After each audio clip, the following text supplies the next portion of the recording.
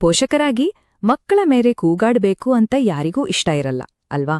ಆದ್ರೆ ಕೆಲವೊಮ್ಮೆ ಪರಿಸ್ಥಿತಿ ಕೈ ಮೀರಿ ಹೋಗುತ್ತೆ, ಬೇರೆ ದಾರಿನೇ ಕಾಣಿಸಲ್ಲ. ಹಾಗಾದ್ರೆ ಈ ಕಿರುಚಾಟದ ಬದಲು ಶಿಸ್ತನ್ನ ಒಂದು ಉತ್ತಮ ವ್ಯವಸ್ಥೆ ಮೂಲಕ ಹೇಗೆ ತರಬಹುದು? ಬನ್ನಿ ಇವತ್ತು ಇದ್ರ ಬಗ್ಗೆನೇ ಮಾತಾಡೋಣ. ಪಾಲನೆ ಅಂದ್ರೆ ಯಾಕಿಷ್ಟೊಂದು ಸುಸ್ತಾಗುತ್ತೆ? ಎಷ್ಟೋ ಸಾರಿ ಅನ್ಸುತ್ತೆ ದಿನಾಪೂರ್ತಿ ಒಂದಲ್ಲ ಒಂದು ಸಮಸ್ಯೆ ಬಗೆಹರಿಸೋದ್ರಲ್ಲೇ ಹೊತ್ತು ಹೋಗ್ತಿದೆ ಅಂತ, ಎಲ್ಲವೂ ಕೈಮೀರಿ ಹೋಗ್ತಿದೆ ಅಂತ. ಈ ಸುಸ್ತು, ಈ ಬಳಲಿಕೆ ಇದು ತುಂಬಾ ಜನರಿಗೆ ಗೊತ್ತಿರೋ ವಿಷಯನೇ. ಆದ್ರೆ ಯೋಚ್ನೆ ಮಾಡಿ, ಇದಕ್ಕೆ ಕಾರಣ ಬರೀ ಪಾಲನೆಯ ಕಷ್ಟಗಳೇನಾ ಅಥವಾ ನಾವು ಬಳಸೋ ವಿಧಾನದಲ್ಲೇ ಏನಾದ್ರೂ ಸಮಸ್ಯೆ ಇದೆಯಾ? ಈ ಸ್ಲೈಡ್ ನೋಡಿ, ಇದೊಂದು ರೀತಿ ಕನ್ನಡಿ ಇದ್ದ ಹಾಗೆ. ಎಡಗಡೆ ಇರೋದು ನಮ್ಗೆಲ್ಲ ಗೊತ್ತಿರೋ ಕಥೆ. ಕೂಗಾಟ, ಏನಾದ್ರೂ ಕೊಡಿಸ್ತೀನಿ ಅನ್ನೋ ಲಂಚ, ಸುಮ್ನಿರ್ಲಿಲ್ಲ ಅಂದ್ರೆ ನೋಡು ಅಂತ ಬೆದರಿಕೆ. ಒಂದು ನಿಮಿಷ, ಇದು ನಮ್ಮ ಸೋಲಲ್ಲ, ಬಹುಶಃ ನಾವು ಬಳಸೋ ದಾರಿಯಲ್ಲೇನೋ ತಪ್ಪಿದೆ. ಈಗ ಬಲಗಡೆ ನೋಡಿ, ಜಪಾನ್ನ ದೃಶ್ಯ. ಮಕ್ಕಳು ಎಷ್ಟು ಸ್ವತಂತ್ರವಾಗಿ, ಜವಾಬ್ದಾರಿಯಿಂದ ಇದ್ದಾರೆ. ಇದು ಯಾವುದೋ ಮ್ಯಾಜಿಕ್ ಅಲ್ಲ, ಅಥವಾ ಬರೀ ಅವರ ಸಂಸ್ಕೃತಿ ಅಂತ ಹೇಳೋಕಾಗಲ್ಲ. ಇದರ ಹಿಂದೆ ಒಂದು ಅದ್ಭುತವಾದ ವ್ಯವಸ್ಥಿತ ವಿನ್ಯಾಸ ಇದೆ. ಹಾಗಾದ್ರೆ ಆ ವಿನ್ಯಾಸದ ಹಿಂದಿರೋ ಸೀಕ್ರೆಟ್ ಏನು? ಇಲ್ಲಿದೆ ನೋಡಿ. ಮಕ್ಕಳು ಹಠ ಮಾಡ್ದಾಗ, ರಂಪಾಟ ಮಾಡ್ದಾಗ ಅದನ್ನ ನಾವು ಅವರ ಕೆಟ್ಟ ನಡವಳಿಕೆ ಅಂತ ಅನ್ಕೋತೀವಿ. ಆದ್ರೆ ನಿಜವಾಗ್ಲೂ ಅದು ಅವರೊಳಗಿನ ಸಂಕಷ್ಟದ ಸಂಕೇತ. ಅಂದ್ರೆ ಅವರ ಮೆದುಳು ಒತ್ತಡದಲ್ಲಿದ್ದಾಗ ಅವರ ನಡವಳಿಕೆ ಅದನ್ನೇ ತೋರಿಸುತ್ತೆ. ಇದು ಸೈಕಾಲಜಿಗಿಂತ ಹೆಚ್ಚಾಗಿ ಬಯಾಲಜಿ. ಒಂದು ರೀತಿ ನಡವಳಿಕೆ ಅನ್ನೋದು ಚಲನೆಯಲ್ಲಿರುವ ಜೀವಶಾಸ್ತ್ರ ಇದ್ದ ಹಾಗೆ. ಸರಿ, ಹಾಗಾದ್ರೆ ಪರಿಹಾರ ಏನು? ನಾವು ನಮ್ಮ ಯೋಚನಾ ಕ್ರಮವನ್ನೇ ಪೂರ್ತಿಯಾಗಿ ಬದಲಾಯಿಸಬೇಕು. ಮಕ್ಕಳ ನಡವಳಿಕೆಯನ್ನ ಕಂಟ್ರೋಲ್ ಮಾಡಕ್ಕೆ ಟ್ರೈ ಮಾಡೋದು ಬಿಟ್ಟು, ಅವರು ತಾವಾಗಿಯೇ ಚೆನ್ನಾಗಿ ನಡ್ಕೊಳ್ಳುವಂಥ ಒಂದು ಪರಿಸ್ಥಿತಿಯನ್ನ ಡಿಸೈನ್ ಮಾಡೋದ್ರ ಕಡೆ ಗಮನ ಕೊಡಬೇಕು. ಸಾಮಾನ್ಯವಾಗಿ ಏನಾಗತ್ತೆ, ಮಗು ಏನಾದ್ರೂ ತಪ್ಪು ಮಾಡಿದ ತಕ್ಷಣ ನಮ್ಮ ತಲೆಗೆ ಬರೋ ಮೊದಲನೇ ಪ್ರಶ್ನೆನೇ ಇದು: ಅಯ್ಯೋ, ಇದನ್ನ ಈಗ್ಲೇ ಹೇಗ್ ನಿಲ್ಲಿಸೋದು? ಈ ಪ್ರಶ್ನೆ ಇದೆಯಲ್ಲ, ಇದು ನಮ್ಮನ್ನ ನೇರವಾಗಿ ಒಂದು ಪವರ್ ಸ್ಟ್ರಗಲ್ಗೆ ತಳ್ಳಿಬಿಡುತ್ತೆ. ನಾವಾ ಅವರ ಅನ್ನೋ ಯುದ್ಧ ಶುರುವಾಗಿ ಕೊನೆಗೆ ಸುಸ್ತಾಗೋದೇ ಮಿಚ್ಚ. ಇದು ಆ ಕ್ಷಣಕ್ಕೆ ನಾವು ಕೊಡೋ ಒಂದು ರಿಯಾಕ್ಷನ್ ಅಷ್ಟೇ. ಆದ್ರೆ ಆ ಹಳೇ ಪ್ರಶ್ನೆ ಬದಲು ನಾವ್ ಹೀಗ್ ಕೇಳ್ಕೊಂಡ್ರೆ ಹೇಗಿರುತ್ತೆ? ಓಕೆ, ಈ ನಡವಳಿಕೆ ಪದೇ ಪದೇ ಆಗ್ತಿದೆ ಅಂದ್ರೆ ಇಲ್ಲಿ ಯಾವ ಸಿಸ್ಟಮ್ ಮಿಸ್ಸಿಂಗ್ ಆಗಿದೆ? ನೋಡಿ, ಈ ಒಂದು ಪ್ರಶ್ನೆ ನಮ್ಮ ಇಡೀ ಪರ್ಸ್ಪೆಕ್ಟಿವ್ನೇ ಚೇಂಜ್ ಮಾಡುತ್ತೆ. ಇಲ್ಲಿ ನಾವು ಮಗುವನ್ನ ದೂರ್ತಿಲ್ಲ, ಬದ್ಲಿಗೆ ನಾವು ಸೃಷ್ಟಿಸಿರೋ ಪರಿಸರವನ್ನೇ ಪ್ರಶ್ನೆ ಮಾಡ್ತಿದ್ದೀವಿ. ಇದು ಮಗು ಸರಿನಾ ತಪ್ಪಾ ಅನ್ನೋ ಯೋಚನೆಯಿಂದ ನಮ್ಮ ವ್ಯವಸ್ಥೆ ಸರಿನಾ ತಪ್ಪಾ ಅನ್ನೋ ಕಡೆಗೆ ಒಂದು ದೊಡ್ಡ ಶಿಫ್ಟ್. ಇದೇ ನೋಡಿ ಇವತ್ತಿನ ಇಡೀ ಚರ್ಚೆಯ ಪ್ರಮುಖ ಪಾಯಿಂಟ್. ಶಿಸ್ತು ಅಂದ್ರೆ ಪನಿಷ್ಮೆಂಟ್ ಅಲ್ಲ. ಶಿಸ್ತು ಅಂದ್ರೆ ಒಂದು ಇನ್ಫ್ರಾಸ್ಟ್ರಕ್ಚರ್. ಹೇಗೆ ಒಂದು ನಗರದಲ್ಲಿ ಒಳ್ಳೆ ರಸ್ತೆಗಳಿದ್ರೆ ಟ್ರಾಫಿಕ್ ಸುಲಭವಾಗಿ ಹೋಗುತ್ತೋ, ಹಾಗೆಯೇ ಮನೆಯಲ್ಲಿ ಒಳ್ಳೆ ಸಿಸ್ಟಮ್ಸ್ ಇದ್ರೆ ಮಕ್ಕಳ ನಡವಳಿಕೆ ಕೂಡ ಸಹಜವಾಗಿ ಸ್ಮೂತ್ ಆಗಿರುತ್ತೆ. ಈ ಸಿಸ್ಟಮ್ಸ್ ಕಣ್ಣಿಗೆ ಕಾಣಿಸ್ತೇ ಇರ್ಬೋದು, ಆದ್ರೆ ಅದರ ಪರಿಣಾಮ ಮಾತ್ರ ಅದ್ಭುತವಾಗಿರುತ್ತೆ. ಹಾಗಾದ್ರೆ ಈ ಇನ್ಫ್ರಾಸ್ಟ್ರಕ್ಚರ್ ಕಟ್ಟೋದು ಹೇಗೆ? ಮೊದಲನೇ ಸ್ಟೆಪ್, ಮಗುವಿಗೆ ಸೇಫ್ ಅಂತ ಅನಿಸ್ಬೇಕು. ಅವರ ನರ್ವಸ್ ಸಿಸ್ಟಮ್ ಶಾಂತವಾಗಿರ್ಬೇಕು.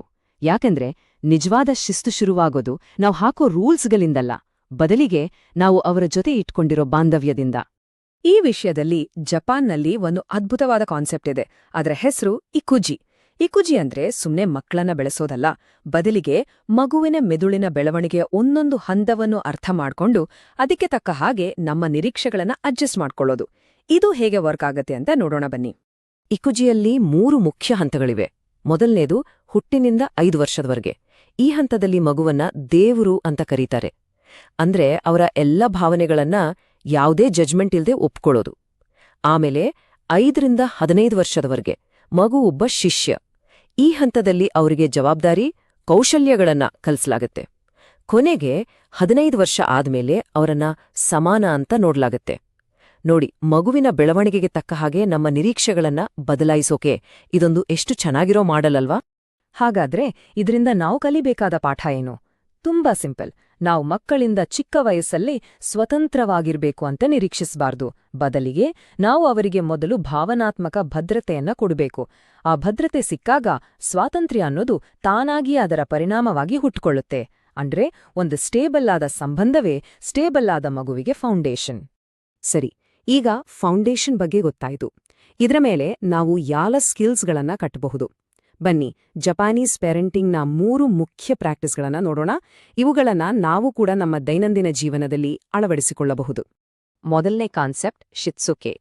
ನಾವಿದನ್ನ ಡಿಸಿಪ್ಲಿನ್ ಅಂತ ಸುಲಭವಾಗಿ ಭಾಷಾಂತರಿಸಬಹುದು, ಆದ್ರೆ ಅದರ ಅರ್ಥ ಅದಕ್ಕಿಂತ ತುಂಬಾ ಆಳವಾಗಿದೆ. ಶಿತ್ಸುಕೆ ಅಂದ್ರೆ ಶಿಕ್ಷೆ ಕೊಡೋದಲ್ಲ, ಬದಲಿಗೆ ಪದೇ ಪದೇ ಮಾಡಿ ತೋರಿಸೋ ಮೂಲಕ, ನಾವೇ ಮಾದರಿಯಾಗೋ ಮೂಲಕ ಒಂದು ಒಳ್ಳೆ ಅಭ್ಯಾಸವನ್ನ ಅವರ ದೇಹಕ್ಕೆ ಮತ್ತು ಮನಸ್ಸಿಗೆ ಟ್ರೈನ್ ಮಾಡೋದು. ಇಲ್ಲಿ ಕೆಟ್ಟ ನಡವಳಿಕೆ ನಿಲ್ಸೋದು ಗೋಲ್ ಅಲ್ಲ, ಒಳ್ಳೆ ನಡವಳಿಕೆಯನ್ನ ಆಟೋಮ್ಯಾಟಿಕ್ ಆಗಿಸೋದು ಗೋಲ್.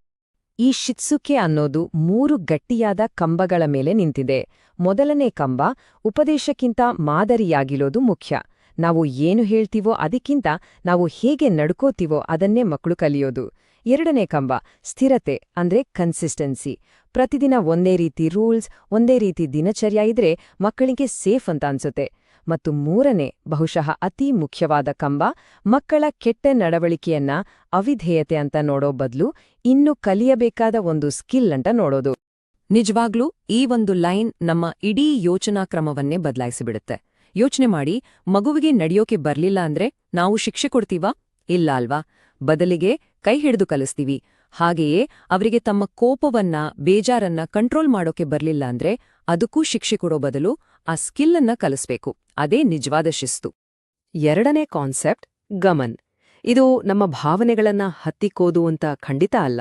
ಬದಲಿಗೆ ಒಂದು ದೊಡ್ಡ ಗುರಿಗೋಸ್ಕರ ಸಣ್ಣಪುಟ್ಟ ಕಷ್ಟಗಳನ್ನ ಅಥವಾ ಅಹಿತಕರ ಸನ್ನಿವೇಶಗಳನ್ನ ತಾಳ್ಮೆಯಿಂದ ಸಹಿಸ್ಕೊಳ್ಳೋ ಸಾಮರ್ಥ್ಯ ಬೆಳೆಸ್ಕೊಳ್ಳೋದು.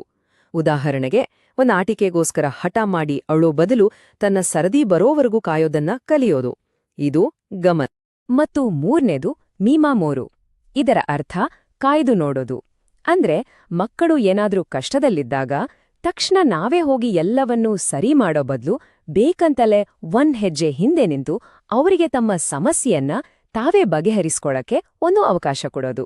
ಉದಾಹರಣೆಗೆ, ಆಟ ಆಡೋವಾಗ ಬ್ಲಾಕ್ಸ್ ಬಿದ್ದೋಯ್ತಾ ತಕ್ಷಣ ಕಟ್ಟಿಕೊಡೋ ಬದಲು ಅವರು ಇನ್ನೊಮ್ಮೆ ಟ್ರೈ ಮಾಡೋ ಹಾಗೆ ಬಿಡೋದು. ಇದ್ರಿಂದ ಅವರಲ್ಲಿ ಆತ್ಮವಿಶ್ವಾಸ, ಪ್ರಾಬ್ಲಮ್ ಸಾಲ್ವಿಂಗ್ ಸ್ಕಿಲ್ಸ್ ಎಲ್ಲವೂ ಬೆಳೆಯುತ್ತೆ. ಈ ಮೀಮಾಮೋರು ಪ್ರಾಕ್ಟೀಸ್ ಮಾಡೋಕೆ ಒಂದು ಸಿಂಪಲ್ ಟೆಕ್ನಿಕ್ ಇದೆ. ಅದನ್ನ 5 ಸೆಕೆಂಡ್ ರೂಲ್ ಅಂತಾರೆ. ಮಗು ಕೈಯಿಂದ ಏನಾದ್ರೂ ಚೆಲ್ಲಿದ್ದಾಗ ಅಥವಾ ಸಣ್ಣ ತಪ್ಪು ಮಾಡಿದಾಗ ತಕ್ಷಣ ರಿಯಾಕ್ಟ್ ಮಾಡೋ ಬದಲು 1, 2, 3, 4, 5 ಸೆಕೆಂಡ್ ಸುಮ್ನೇರಿ. ಅಷ್ಟೊತ್ತಿಗೆ ಮಗುವೇ ಅದನ್ನ ಗಮನಿಸಿ ಸರಿಪಡಿಸೋಕೆ ಪ್ರಯತ್ನಿಸಬಹುದು. ಇದು ಅವರಲ್ಲಿ ಜವಾಬ್ದಾರಿಯನ್ನ ಬೆಳೆಸೋಕೆ ಒಂದು ಸಣ್ಣ ಆದ್ರೆ ತುಂಬಾನೇ ಪವರ್ಫುಲ್ ದಾರಿ. ಸರಿ, ಹಾಗಾದ್ರೆ ನಾವಿವತ್ತು ಚರ್ಚೆ ಮಾಡಿದ ಎಲ್ಲವನ್ನೂ ಒಟ್ಟು ಸೇರಿಸಿದ್ರೆ ನಮಗೆ ಸಿಗೋದು ಒಂದೇ ಒಂದು ಪ್ರಮುಖ ಸಂದೇಶ. ಕಿರುಚಾಟಕ್ಕಿಂತ ವ್ಯವಸ್ಥೆಗಳು ಮುಖ್ಯ. ಮಕ್ಕಳ ನಡವಳಿಕೆ ಸರಿ ಹೋಗ್ಬೇಕಂದ್ರೆ ನಾವು ನಮ್ಮ ಧ್ವನಿಯನ್ನ ಏರಿಸ್ಬೇಕಾಗಿಲ್ಲ. ಬದಲಿಗೆ ಅವರ ಸುತ್ತಮುತ್ತಲಿನ ಪರಿಸರವನ್ನ, ಅವರ ದಿನಚರ್ಯೆಯನ್ನ ಸ್ಥಿರವಾಗಿ ಊಹಿಸಬಹುದಾದ ಹಾಗೆ ವಿನ್ಯಾಸಗೊಳಿಸಿದ್ರೆ ಸಾಕು. ನಡವಳಿಕೆ ಸುಧಾರಿಸೋದು ಒತ್ತಡದಿಂದಲ್ಲ, ಉತ್ತಮ ವಿನ್ಯಾಸದಿಂದ. ಸುಮ್ಮನಿರು ಅಂತ ಕೂಗಿ ಹೇಳಿ ಶಾಂತಿಯನ್ನ ತರೋಕೆ ಆಗಲ್ಲ. ಅದನ್ನ ನಾವು ಸೃಷ್ಟಿಸೋ ಪರಿಸರದಿಂದ, ನಮ್ಮ ದಿನಚರ್ಯೆಯಿಂದ ಮತ್ತು ಮುಖ್ಯವಾಗಿ ನಮ್ಮ ನಡವಳಿಕೆಯಿಂದ ನಿಧಾನವಾಗಿ ಕಟ್ಬೇಕು.